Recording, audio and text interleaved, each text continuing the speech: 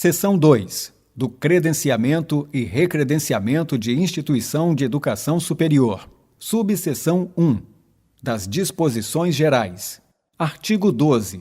As instituições de educação superior, de acordo com sua organização e respectivas prerrogativas acadêmicas, serão credenciadas como: inciso 1, faculdades; inciso 2, centros universitários; e inciso 3, universidades. Artigo 13. O início do funcionamento de instituição de educação superior é condicionado à edição prévia de ato de credenciamento pelo Ministério da Educação. Parágrafo 1º. A instituição será credenciada originalmente como faculdade. Parágrafo 2º. O credenciamento como universidade ou centro universitário, com as consequentes prerrogativas de autonomia, depende do credenciamento específico de instituição já credenciada, em funcionamento regular e com padrão satisfatório de qualidade. Parágrafo 3º. O indeferimento de pedido de credenciamento como universidade ou centro universitário, não impede o credenciamento subsidiário como centro universitário ou faculdade, cumpridos os requisitos previstos em lei. Parágrafo 4º. O primeiro credenciamento terá prazo máximo de 3 anos para faculdades e centros universitários e de 5 anos para universidades. Artigo 14. São fases do processo de credenciamento. Inciso 1. Protocolo do pedido junto à secretaria competente, instruído conforme disposto nos artigos 15 e 16. Inciso 2. Análise documental pela secretaria competente. Inciso 3. Avaliação in loco pelo INEP. Inciso 4. Parecer da secretaria competente. Inciso 5. Deliberação pelo CNE. E inciso 6. Homologação do parecer do CNE pelo Ministro de Estado da Educação. Artigo 15. O pedido de credenciamento deverá ser instruído com os seguintes documentos. Inciso 1. Da mantenedora. A. Atos constitutivos devidamente registrados no órgão competente que atestem sua existência e capacidade jurídica na forma da legislação civil. B. Comprovante de inscrição no Cadastro Nacional de Pessoas Jurídicas do Ministério da Fazenda, CNPJ-MF. C. Comprovante de inscrição nos cadastros de contribuintes estadual e municipal, quando for o caso. D. Certidões de regularidade fiscal perante as fazendas federal, estadual e municipal. E. Certidões de regularidade relativas à Seguridade Social e ao Fundo de Garantia do Tempo de Serviço, FGTS. F. Demonstração de patrimônio para manter a instituição. G. Para as entidades sem fins lucrativos, demonstração de aplicação dos seus excedentes financeiros para os fins da instituição mantida, não remuneração ou concessão de vantagens ou benefícios a seus instituidores, dirigentes, sócios, conselheiros ou equivalentes e, em caso de encerramento de suas atividades, destinação de seu patrimônio a outra instituição congênere ou ao poder público, promovendo, se necessário, a alteração estatutária correspondente. E H. Para as entidades com fins lucrativos, apresentação de demonstrações financeiras atestadas por profissionais competentes. Inciso 2. Da instituição de educação superior. A. Comprovante de recolhimento da taxa de avaliação in loco prevista na Lei 10.870, de 19 de maio de 2004. B. Plano de desenvolvimento institucional. C. Regimento ou estatuto. E D. Identificação dos integrantes do corpo dirigente, destacando a experiência acadêmica e administrativa de cada um. Artigo 16. O plano de desenvolvimento institucional deverá conter, pelo menos, os seguintes elementos. Inciso 1. Missão, objetivos e metas da instituição em sua área de atuação, bem como seu histórico de implantação e desenvolvimento, se for o caso. Inciso 2. Projeto pedagógico da instituição. Inciso 3. Cronograma de implantação e desenvolvimento da instituição e de cada um de seus cursos, especificando-se a programação de abertura de cursos, aumento de vagas, ampliação das instalações físicas e, quando for o caso, a previsão de abertura dos cursos fora de sede. sede. Inciso 4. Organização didático-pedagógica da instituição com a indicação de número de turmas previstas por curso, número de alunos por turma, locais e turnos de funcionamento e eventuais inovações consideradas significativas, especialmente quanto à flexibilidade dos componentes curriculares, oportunidades diferenciadas de integralização do curso, atividades práticas e estágios, desenvolvimento de materiais pedagógicos e incorporação de avanços tecnológicos. Inciso 5. Perfil do corpo docente, indicando requisitos de titulação, experiência no magistério superior e experiência profissional não acadêmica, bem como os critérios de seleção e contratação, a existência de plano de carreira, o regime de trabalho e os procedimentos para a substituição eventual dos professores do quadro. Inciso 6. Organização administrativa da instituição, identificando as formas de participação dos professores e alunos nos órgãos colegiados responsáveis pela condução dos assuntos acadêmicos e os procedimentos de autoavaliação institucional e de atendimento aos alunos. Inciso 7. Infraestrutura física e instalações acadêmicas, especificando: a. Com relação à biblioteca, acervo de livros, periódicos acadêmicos e científicos e assinaturas de revistas e jornais, obras clássicas, dicionários e enciclopédias, formas de atualização e expansão, identificando sua correlação pedagógica com os cursos e programas previstos, vídeos, DVD, CD, CD-ROMs e assinaturas eletrônicas,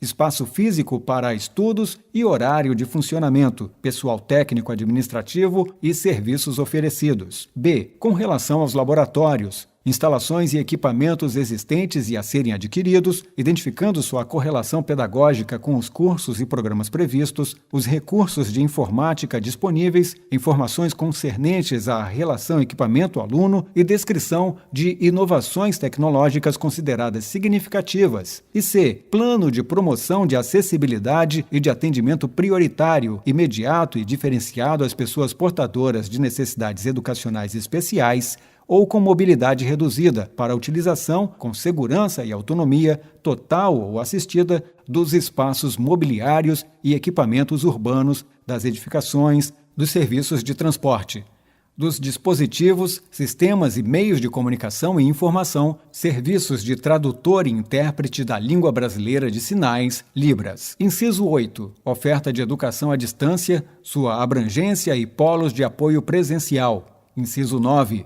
Oferta de cursos e programas de mestrado e doutorado, e inciso 10, demonstrativo de capacidade e sustentabilidade financeiras. Artigo 17. A Secretaria de Educação Superior ou a Secretaria de Educação Profissional e Tecnológica, conforme o caso, receberá os documentos protocolados e dará impulso ao processo. Parágrafo 1º. A secretaria competente procederá à análise dos documentos sob os aspectos da regularidade formal e do mérito do pedido. Parágrafo 2º. A Secretaria, após análise documental, encaminhará o processo ao INEP para avaliação in loco. Parágrafo 3º. A Secretaria poderá realizar as diligências necessárias à completa instrução do processo, visando subsidiar a deliberação final das autoridades competentes. Parágrafo 4º. A Secretaria competente emitirá parecer ao final da instrução, tendo como referencial básico o relatório de avaliação do INEP, e considerando o conjunto de elementos que compõem o processo. Artigo 18. O processo será encaminhado ao CNE para deliberação em ato único, motivadamente, sobre a conformidade do Estatuto ou do Regimento com a legislação aplicável, a regularidade da instrução e o mérito do pedido. Parágrafo único. Da decisão do CNE, caberá recurso administrativo na forma de seu regimento interno. Artigo 19. O processo será restituído ao Ministro de Estado da Educação para homologação do parecer do CNE. Parágrafo único. O Ministro de Estado da Educação poderá restituir o processo ao CNE para reexame motivadamente. Subseção 2. Do recredenciamento. Artigo 20. A instituição deverá protocolar pedido de recredenciamento ao final de cada ciclo avaliativo dos sinais junto à secretaria competente, devidamente instruído, no prazo previsto no parágrafo 7º do artigo 10. Parágrafo único. O processo de recredenciamento observará as disposições processuais referentes ao pedido de credenciamento no que couber. Artigo 21. O pedido de recredenciamento de instituição de educação superior deve ser instruído com os seguintes documentos. Inciso 1. Quanto à mantenedora, os documentos referidos no artigo 15, inciso 1. E inciso 2, quanto à instituição de educação superior, a atualização do plano de desenvolvimento institucional, do regimento ou estatuto e as informações relativas ao corpo dirigente, com destaque para as alterações ocorridas após o credenciamento. Artigo 22. O deferimento do pedido de recredenciamento é condicionado à demonstração do funcionamento regular da instituição e terá como referencial básico os processos de avaliação dos sinais. Parágrafo 1º. A Secretaria competente considerará para fins regulatórios o último relatório de avaliação disponível nos sinais. Parágrafo 2º. Caso considere necessário, a Secretaria solicitará ao INEP realização de nova avaliação in loco. Artigo 23. O resultado insatisfatório da avaliação dos sinais enseja a celebração de protocolo de compromisso na forma dos artigos 60 e 61 deste decreto. Parágrafo único. Expirado o prazo do protocolo de compromisso,